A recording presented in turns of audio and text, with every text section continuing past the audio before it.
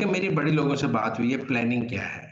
लेकिन असल बात है कि तहरीक-ए-इंसाफ कह रही है हमारी फाइनल कॉल है। उनकी प्लानिंग क्या है?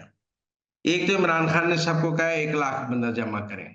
वो सब हाथ जोड़े हैं कि हम 1 लाख बंदा जमा नहीं कर सकते। 1 लाख बंदा तो तहरीक-ए-इंसाफ ने अपनी कभी हिस्ट्री में जब इमरान खान जोबर पे था तब भी नहीं इकट्ठा किया। जब इमरान खान का तूती बोल रहा था, फैज़ और बाजवा साथ थे, एस्टैब्लिशमेंट साथ थी, तब भी कभी 1 लाख बंदा नहीं इकट्ठा हुआ, तो आज कैसे इकट्ठा हो जाएगा? लेकिन बहरहाल खान साहब जेल से ज़िद कर रहे हैं, मुझे 1 लाख बंदा चाहिए, मुझे 1 लाख बंदा चाहिए, 1 लाख से एक भी कम कबूल नहीं होगा, 1 लाख बंदा चाहिए। तो एक तो वो रेट है, लेकिन दूसरी प्लानिंग क्या है, वो ज़्यादा इम्पोर्टेंट है। तहरीक-ए-इंसाफ को पता है कि ज़्यादा लोग वो लेकर डी चौक नहीं पहुँच सकते, मतलब उनका मौक़िफ़ है कि अगर हम डी चौक 5-7 हज़ार लोग भी पहुँचा दें, तो बड़ी बात है। तो पहुँचा के क्या करें? वहाँ बैठ जाएँ, बैठ नहीं सकते, ना बाथरूम होंगे, ना खाने-पीने को होगा। लोग तो अगले दिन वहाँ से तंग होके चले जाएँगे। लिहाज़ा इन्होंने प्लानिंग ये की है कि ये जब डी चौक पहुँचेंगे तो ये कौमी असेंबली पे हमला कर देंगे, प्राइम मिनिस्टर सेक्रेटेरिएट पे हमला कर देंगे, वज़ीर-ए-आज़म की दफ़्तर और कहेंगे जी अवाम ने इनके ऊपर जैसे हमला कर दिया है और लोग हज़ारों लोग कौमी असेंबली पहुँच गए हैं। वज़ीर-ए-आज़म के दफ़्तर पर कब्ज़ा हो गया है, वज़ीर-ए-आज़म के घर पर कब्ज़ा हो गया है, अवाम ने कब्ज़ा कर लिया, 2-2 हज़ार लोग नहीं हो जाए।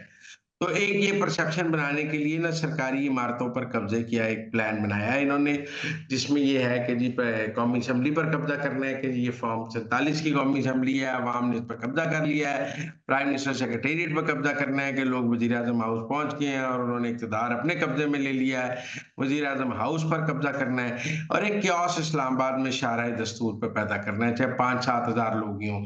इसके लिए ट्रेन्ड लोग भी जमा किए जा रहे हैं। तो ये फाइनल कॉल की एक शक्ल ये है यदि आप एक दफ़ा टी चौक पहुँच के शार दस्तूर पर जो इमारतें हैं, उन पर कब्ज़ा कर लें, लोगों ने 2-4 घंटे भी कब्ज़ा कर लिया तो खबर बड़ी बन जाएगी और फिर हुकूमत ये कब्ज़ा खाली कराने के लिए एक्शन करेगी, उसमें जानी नुकसान हो सकता है, उसमें जो है कोई लॉस ऑफ लाइव्स हो सकता है। या अगर कब्ज़ा 2-3 दिन चल गया तो आप कहेंगे 2 दिन से कौमी असेंबली पे कब्ज़ा है, 2 दिन से प्राइम मिनिस्टर हाउस पे कब्ज़ा है। तो एक इस तरह का कियोस्क जो है वो पीटीआई सर, क्या कोई प्लान फरमाइशी गिरफ्तारियाँ हो सकती हैं? जी, बहुत सारे लीडर इस सारे से बचने के लिए क्योंकि ये एक और 9 मई होगा। अगर आप बिल्डिंगों पे कब्ज़ा करेंगे तो जब आपसे खाली कराया जाएगा तो फिर आप पर कैपिटल हिल पे भी तो कब्ज़ा कर लिया था ट्रम्प के आर्मियों ने 14-14 साल, 7-7 साल कैद हुई है उन सबको। शांज़-एलिज़े पे जो लोगों ने दुकानें तोड़ी हैं उनको भी सज़ा हुई। तो इस बार रियासत का फुल मूड है और इस बार कोई जुडिशियल सहूलतकारी भी नहीं होगी, तरमीम कोई भी एक और बार्गेनिंग नहीं होगी। एक आईनी तरमीम भी पास हो सकती है मज़ीद इनको सज़ाएँ देने के लिए। लेकिन मेरा ख़्याल है रियासत इस हद तक मामलात को नहीं जाने देगी कि इनको बिल्डिंगों पे कब्ज़ा करने का मौका मिल जाए। और इस क्योंकि बिल्डिंगों पे कब्ज़ा करने का मौका इनको नहीं दिया जा सकता, इससे ये एक परसेप्शन बनाना चाहेंगे। इनका प्लान यही है कि हम इस्लामाबाद की 2 बिल्डिंगों पर भी कब्ज़ा कर लें, तो कहेंगे कि जी अवाम ने कब्ज़ा कर लिया और अवाम ने कौमी असेंबली पे कब्ज़ा किया हुआ है। देखें जी कौमी असेंबली अवाम के नुमाइंदों की है, तो अवाम ने कौमी असेंबली अपने हाथ में ले लिया है। वज़ीर-ए-आज़म अवाम का होता है, तो अवाम ने वज़ीर-ए-आज़म हाउस पे कब्ज़ा कर लिया है, वज़ीर-ए-आज़म के दफ़्तर पर कब्ज़ा कर लिया है, पाक सेक्रेटेरिएट पर कब्ज़ा कर लिया है। मुझे याद है 2014 में भी जब परवेज़ खटक साहब निकले थे, तब भी इनका ऐसा प्लान था, जो कामयाब नहीं हुआ। तो अब भी यही प्लान बनाया है कि इस्लामाबाद की सब सड़कों पर की अहम बिल्डिंगों पर कब्ज़े का मंसूबा इन्होंने बनाया है। सर, आगे बढ़ते हुए आपसे पूछना चाहूँगी, ये क्या मामला है? Chairman People's Party Bilawal Bhutto की जानिब से कहा गया है कि नून लीग जो है वो मुआहदे की खिलाफ वर्जियाँ कर रही है। तो इन दोनों में क्या कोई ठन गई है?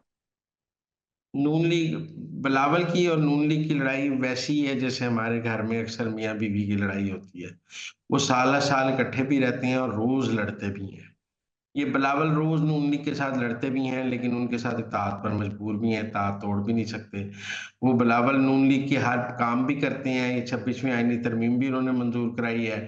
लेकिन उसके साथ-साथ वो नून लीग से नाराज़ भी रहते हैं। जैसे हमारे यहाँ बहुत सारे मिसमैच कपल्स जो होते हैं, वो सारी उम्र आपस में लड़ते भी रहते हैं, फिर उनके बच्चे भी होते हैं, फिर वो एक लाइफ़ भी गुज़ारते हैं, लेकिन एक मिसमैच सा कपल होता है। पीपल्स पार्टी और नून लीग एक मिसमैच कपल है, लेकिन कुदरत ने इनकी शादी करा दी है, सियासी शादी, और फिलहाल बिलावल तलाक ना देने की पोजीशन में है, ना लेने की पोजीशन में है। ना बिलावल नून लीग को तलाक दे सकते हैं, ना नून लीग से खुला ले सकते हैं। उनकी मजबूरी है कि उन्होंने नून लीग के साथ गुज़ारा करना है और इस शादी को फिलहाल निभाना है 2029 तक। लिहाज़ा मेरे ख़्याल में बिलावल जब गुस्से का इज़हार करते हैं तो ऐसा ही है जैसे अक्सर बेगमें या ख़ावंद अपने लाइफ़ पार्टनर के साथ गुस्से का इज़हार करती हैं, फिर साथ इकट्ठे रहने पर मजबूर भी होती हैं। लिहाज़ा मेरा ख़्याल है इसको कुछ ज़्यादा सीरियस नहीं लेना चाहिए। वो अगर हम सीरियस लेंगे तो अपनी बार्गेनिंग पोज़ीशन को बढ़ाएँगे और जब वो अपनी बार्गेनिंग पोज़ीशन को बढ़ाते हैं तो फिर कुछ ना कुछ हासिल करते हैं। वैसे सबको पता है कि उन्होंने जाना कहीं नहीं है, वो सिर्फ़ अपनी को बात मनवाने के लिए, को बार्गेनिंग पोज़ीशन बढ़ाने के लिए इस किस्म के बयानात देते हैं। तो मैं आपसे